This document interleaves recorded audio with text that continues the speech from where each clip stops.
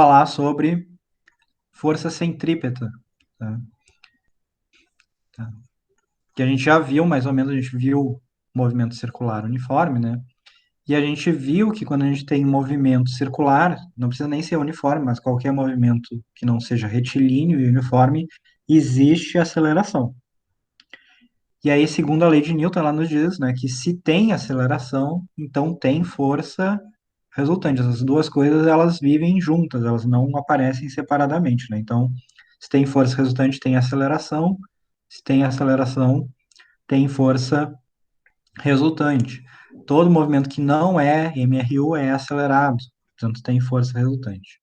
No caso do movimento circular uniforme, essa força é a chamada força centrípeta. Por quê? Porque ela é a causa da aceleração centrípeta, né? Então, lembra, no movimento circular uniforme, a gente tinha a chamada aceleração centrípeta, né? O movimento era sempre acelerado.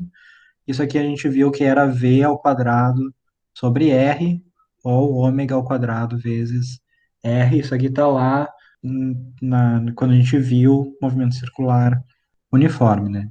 Então, lembrando, né, segunda lei de Newton nos diz a soma das forças é a força resultante, e isso aqui é igual a massa vezes aceleração. No caso do movimento circular uniforme, né, essa é a aceleração centrípeta. Portanto, a gente tem que a força resultante é massa vezes a aceleração centrípeta. Isso a gente chama de força centrípeta. Então, dá para ver que a força centrípeta, né, ela vai ser mv ao quadrado sobre r, ou m ômega ao quadrado vezes r, né, porque isso é a AC. Então, vamos relembrar aqui do movimento circular uniforme, né? Então, a aceleração, ela é centrípeta, porque ela sempre aponta para cá, para o centro, né? E a força, ela obviamente aponta junto da aceleração. Lembra, a força é a causadora da aceleração, né? Qual é a causa dessa força? Bom, isso depende do problema. Então, essa força centrípeta, que é a força resultante, né? Lembrando, isso aqui é sempre uma força resultante, ela não é uma força a mais, né? Ah, ela pode vir de determinados fatores. Pode ser força gravitacional, pode ser a força de uma corda, que está uma tração numa corda, pode ser a força de uma haste que está segurando alguma coisa, né? Pode ser a força que alguém faz com o braço enquanto move alguma coisa numa trajetória circular. Então, ela tem causas múltiplas. Agora, o importante é quando a gente pega e equaciona todas as forças que tem em um movimento circular, seja uniforme ou não, tá? Mas no nosso caso a gente está tratando de movimento uniforme por simplicidade. Quando a gente faz esse equacionamento, tem que existir alguma força resultante. Por quê? Porque o movimento é acelerado, né? Então, lembrando, né, no movimento circular uniforme, a gente muda a orientação da velocidade, mas permanece com o mesmo módulo, mas como a velocidade é um vetor, se mudou a orientação, existiu aceleração, né? Ela variou, e aí tem aceleração, a aceleração centrípeta, aponta para o centro. A força que causa isso é a força centrípeta, que é a força resultante no problema. Então, a gente pode analisar alguns casos interessantes que podem acontecer. Então, uma coisa que a maioria das pessoas talvez já tenha visto ou ouvido falar alguma vez é uma coisa que se chama globo da morte, né? Então, é tipo uma gaiola de metal em que alguém fica lá dentro em uma moto e a pessoa ela quer andar com essa moto dentro dessa gaiola. Então, aqui, digamos, aqui está o chão, a horizontal está aqui assim, né? Isso aqui é o chão. E a pessoa tem por objetivo fazer uma volta completa nesse globo com a moto andando assim, tá? Então ela quer subir e descer sem cair lá de cima.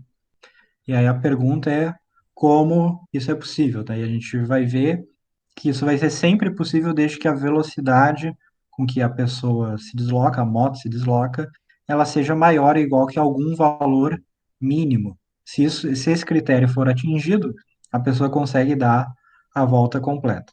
Então, vamos analisar três pontos diferentes aqui, que são esse ponto aqui embaixo, esse ponto aqui no lado e esse ponto aqui em cima. Vou colocar aqui esse como ponto 1, esse ponto 2 e esse ponto 3. E vamos equacionar as forças nesses três pontos. Então, primeiro, a pessoa está passando com a moto aqui embaixo. Então, é uma moto que tem uma massa M qualquer, não nos importa o valor. A massa da moto mais da pessoa, por exemplo, é M, né? Então, aqui embaixo a gente tem o quê? mg, que é a força gravitacional que está para baixo, e obviamente vai existir uma força normal também. Aqui o primeiro detalhe que vocês têm que cuidar, que é uma fonte de erro comum, é vocês imaginarem que essa é uma situação de repouso e colocarem que a força normal, por isso aqui está, pelo menos nessa parte aqui, nesse ponto, isso é uma horizontal, né? Ela está na horizontal aqui, que a força normal é igual a mg. Mas aqui a gente precisa lembrar, esse é um movimento que é acelerado. Então, como é um movimento, vamos por simplicidade também colocar aqui a velocidade, então que a velocidade seja sempre em módulo igual, tá? Então, é sempre v, só que ela está mudando a orientação. Como ela está mudando a orientação, esse movimento é acelerado. Então, a gente sabe que existe uma aceleração centrípeta, vou colocar ela já aqui. Aqui ela aponta para o centro que está para cima, aqui ela aponta para o centro que está para a esquerda, aqui ela aponta para o centro que está para baixo. Como existe aceleração, a gente sabe que tem que existir força resultante, né? A força resultante é diferente de zero, porque existe aceleração. A força resultante, na verdade, vai ser igual à força centrípeta. Então, vamos equacionar o que acontece aqui nesse ponto 1. Então, vamos supor que para cima seja positivo, então a gente tem que mais Fn, força normal, menos mg, igual a força resultante. Agora, o que que a segunda lei de Newton nos diz? Que a força resultante é o quê? Massa vezes aceleração. Qual é a aceleração? A aceleração centrípeta. Então, a gente acabou de escrever, né, que Fn menos mg, na verdade, é a força centrípeta, isso é a força resultante, que é m vezes a aceleração centrípeta. Então, se a gente calcular aqui a força normal, né, isolar a força normal, passa mg para cá, a gente vai ver que a força normal é mg mais mac, ou seja, a força normal é m vezes g mais ac. Isso aqui é maior do que simplesmente mg, né? A gente pode, inclusive, substituir a expressão para ac, né? Isso aqui é m vezes g mais v ao quadrado sobre r, em que r é o raio dessa circunferência aqui, né? Então, uma circunferência de raio R. Ou seja, a força normal aqui embaixo, ela é maior do que se esse objeto estivesse em repouso. Por quê? Porque precisa ter força resultante. E que força é responsável por essa diferença entre a força gravitacional e a normal? É justamente esse aumento da força normal que a, causa essa resultante, causa aceleração centrípeta. Então, veja, não dá para simplesmente dizer que força normal é mg, porque não é, né? Tem aceleração, lembrando, quando tem aceleração, a resultante não é zero. Vamos ver no ponto 2 aqui, na trajetória. De novo, a gente tem mg aqui para baixo, tá? Mas nesse caso, agora a gente não está interessado nas forças na vertical, a gente quer ver as forças na horizontal. E a força na horizontal, a única que pode existir aqui, que é a causadora da aceleração centrípeta, é a própria força normal aqui, de novo, né? Então, aqui está a superfície, né, nesse ponto 2, ela está assim, na vertical. Então, a força normal, ela é perpendicular a essa superfície, portanto, ela está para dentro aqui, apontando para o centro. Então, a força resultante é a força centrípeta, de novo, que nesse caso é a própria força normal, tá? Então, a força normal, nesse caso, é a força centrípeta, que é mAc, né? Portanto, mv ao quadrado sobre r.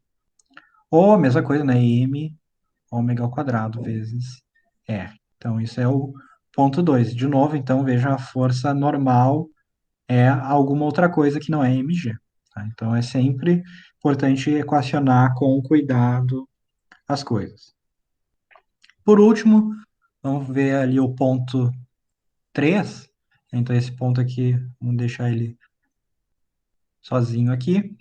Então, o ponto 3, que é o mais interessante, é a gente tem alguma velocidade v aqui, e a gente quer conseguir fazer essa volta completa, aceleração centrípeta está para baixo, sem cair.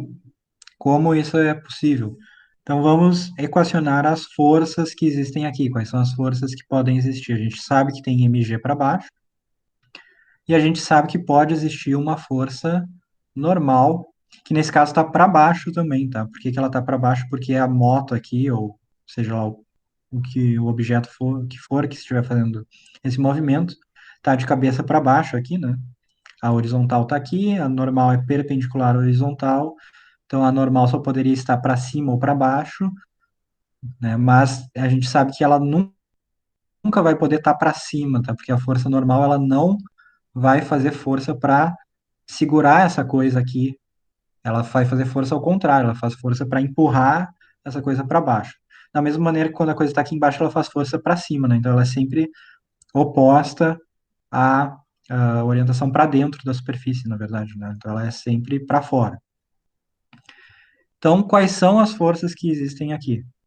Vamos só por simplicidade manter a nossa notação de que para baixo é negativo, e até para exemplificar como a gente não precisa manter isso, a gente poderia trocar sem problema nenhum, tá? Mas vamos iniciar mantendo isso. Então a gente tem para baixo menos mg, né, sinal negativo, menos a força normal, sinal negativo, e isso é a força resultante. Lembra, esse movimento é acelerado, tem aceleração centrípeta, então isso é força resultante. Massa vezes aceleração centrípeta. Só que, aqui muito cuidado, né? A aceleração centrípeta também está para baixo, então a gente precisa pôr o sinal de menos.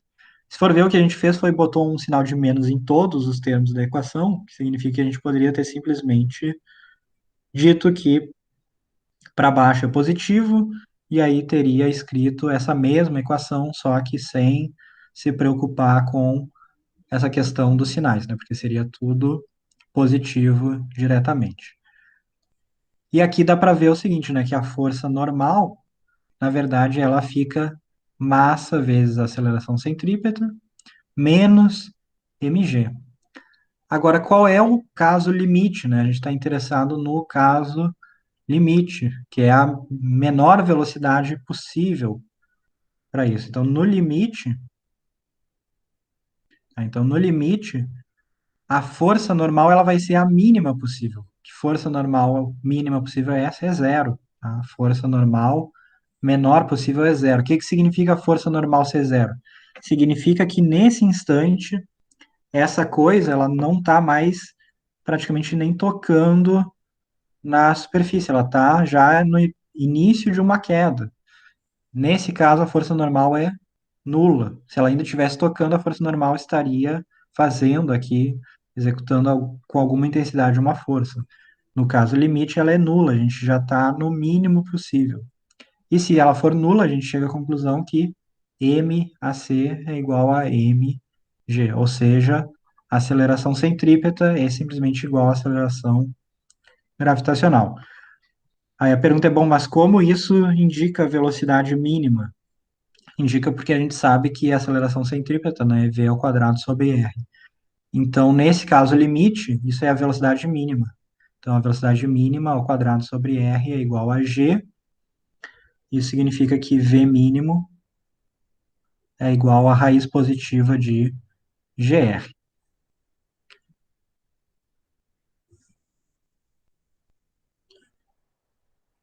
Ou seja, se a pessoa, né, se a velocidade for maior ou igual que esse valor mínimo, que é raiz de gr, a pessoa consegue fazer essa trajetória toda, senão ela cai.